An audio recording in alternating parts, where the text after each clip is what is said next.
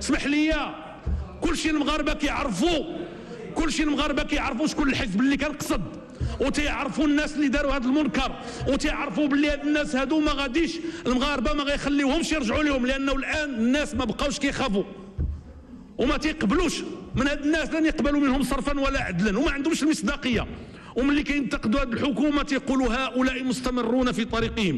لو كان فيهم الخير، لو كان ملي كانوا في المسؤوليه وفي النفوذ، لو كان داروا هذا الشيء اللي كيقولوا ما داروش. اليوم ما عندهم ما يقولوا هذه الحكومه. في عام واحد باغيين يسفهوا الاحلام ديالها وديال الشعب فيها. لا، الا غننجحوا خليونا ننجحوا على خاطرنا، ولا غنفشلوا خليونا نفشلوا على خاطرنا. اما تعتقدوا باللي يمكن بالمناورات والمؤامرات وبعض الصحف وبعض الاذاعات غتغلبونا؟ ما غتغلبوناش ان شاء الله.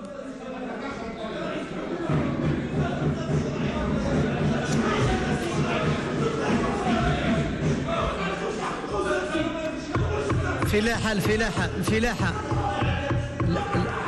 الأمن الفلاحي اللي فيه الفز تيقفز. الحكومة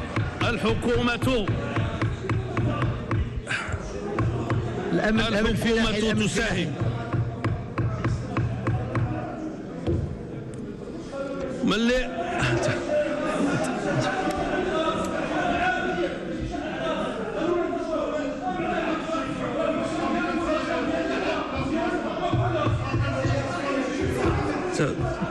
تعلم تحترم الوزراء، تحترم الوزراء ديال البلاد باحترام لبلادك. غدا تقدر تكون وزير وغيديروا لك اكثر من هذا الشيء اللي كدير الوزراء.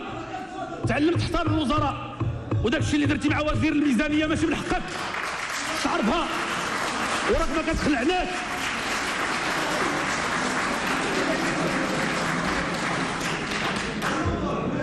هاي القضيه هذه. اسمح لي السي الراضي، ديروا في البال ديالكم واحد القضيه. اكبر خطر يهدد المغرب ماشي هو الامن الغذائي واش كاين ولا ما كاينش، هو هذا الشيء هذا، هو هذا النوع ديال الناس اللي كانوا بالامس القريب كنسمعوا عليهم انهم كيشتموا المسؤولين، اللي كانوا بالامس القريب كيظنوا باللي يتحكموا في البلاد ويمكن لهم يديروا اللي بغاو يصيفطوا للحبس هاد الناس هادو خاصهم يعرفوا باللي المغاربه ما قابلينش هاد الشيء. هادو خاص المغاربه يعرفوا، هادو هما اللي خرجوا الناس في 20 فبراير. هذه هي الحقيقه. ولهذا الحمد لله المغاربه ملي خرجوا ما طالبوش بالسقوط ديال الملكيه ديالهم بحال اللي وقع في الدول الاخرى، طالبوا بالاصلاح وطالبوا بالوقوف في وجه الفساد والاستبداد، وهذا الشيء بالضبط اللي كانوا كيقصدوا ملي كانوا كيتكلموا على الاستبداد. ولهذا اليوم ملي كتشوفوني كنأكد على هذا الشيء ما تعطيونيش دروس، خليوني نقول لكم راه هذا الشيء اهم من كل شيء الامور الاخرى، لانه الا ما كانش عندنا الحريه ديالنا، لا ما كانش ديمقراطيه حقيقيه، لا ما كانش كيوصل لهذه المقاعد الناس اللي كيستحقوا اللي كينوبوا على الشعب اللي تيبغيهم الشعب، الا ما كانش هذا الشيء هذا راه ما كاين والو.